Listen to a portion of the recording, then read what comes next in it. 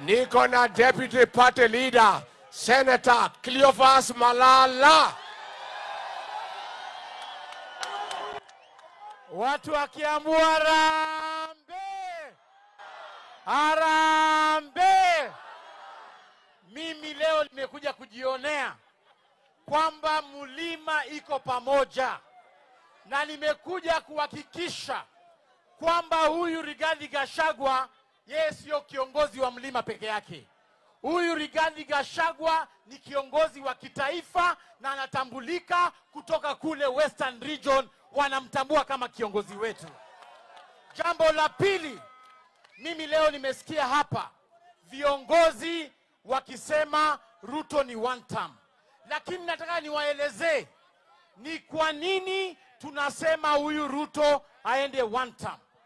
Huyu jamaa yeye amepora pesa ya Kenya. Amechukua pesa kwa mifuko ya watu, ameweka kwa banki yake yeye mwenyewe. Mwaka uliopita muliona aliongeza ushuru, vijana wakapigana, wakauawa, ndio akatoa zile ushuru. Nataka kuambia Wakenya kwamba mwaka huu tena ameongeza ushuru kwa finance bill.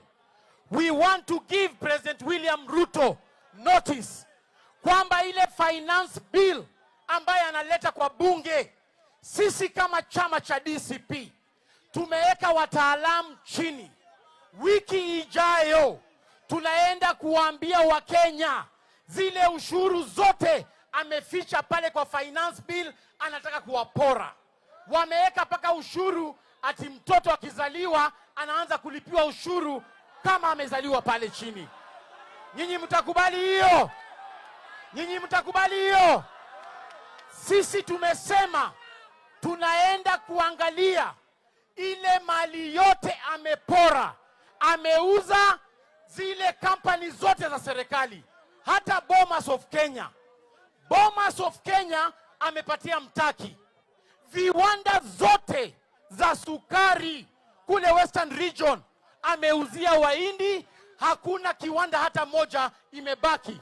Ndiposa unaona bei ya sukari sasa hivi imepanda, imefika shilingi 200 kwa kilo.